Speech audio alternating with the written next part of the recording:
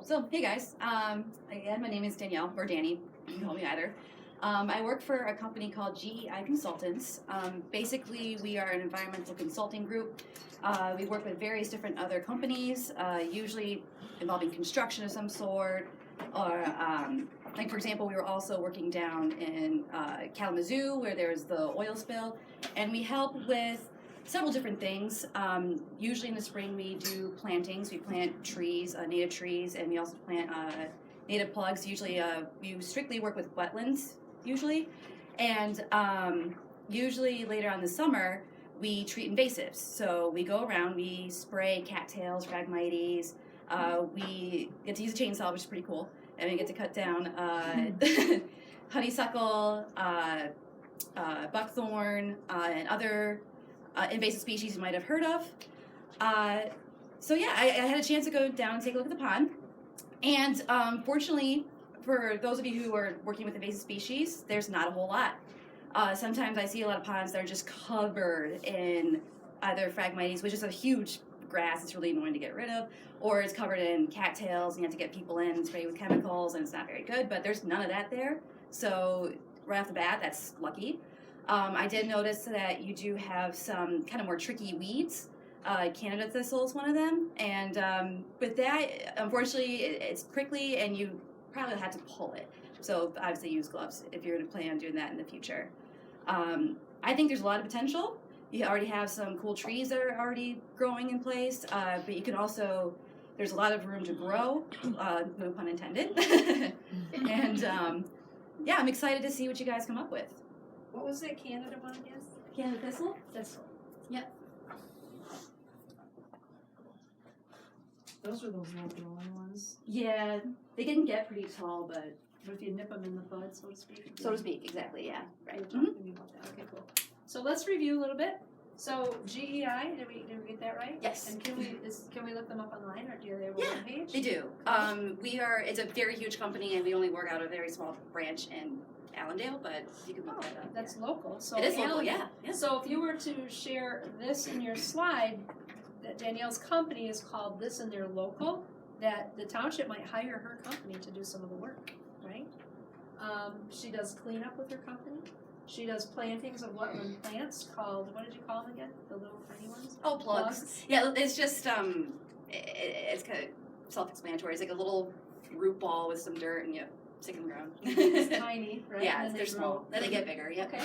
They get rid of invasives like Phragmites, honeysuckle, and cattails. And honeysuckle is what they were spraying poison on in Hager to get rid of, because they're so tough to get rid of. You have to kill the roots to get them not to spread again when the spring comes.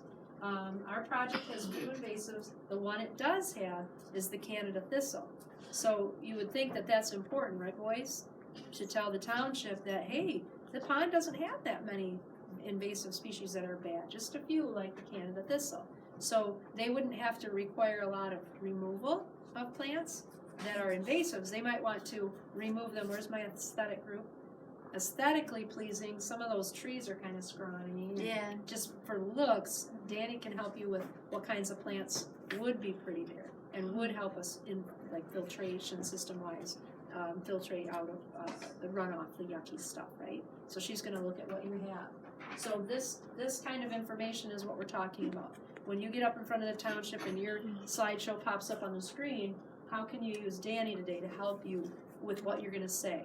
So I'm going to have Danny meet with both the aesthetic group and the group that is doing the plantings, invasive species versus, and also what we're going to do with native plants or grasses that we grow there. Any clarifying questions you have from any of your research that you think Danny might be able to answer? One of the things, Riley, that you and Dylan and Kaden are going to have to address somehow, with Danny might be able, because they've worked with construction before, can we tunnel under Baldwin Road, under that hill, and make a tunnel? Because Dan Carlton, the head supervisor, says, wouldn't it be cool if we could ride our bikes or walk through the tunnel from our pond all the way through to the other side and then walk on the path to Maplewood Lake? Because they just bought all that property.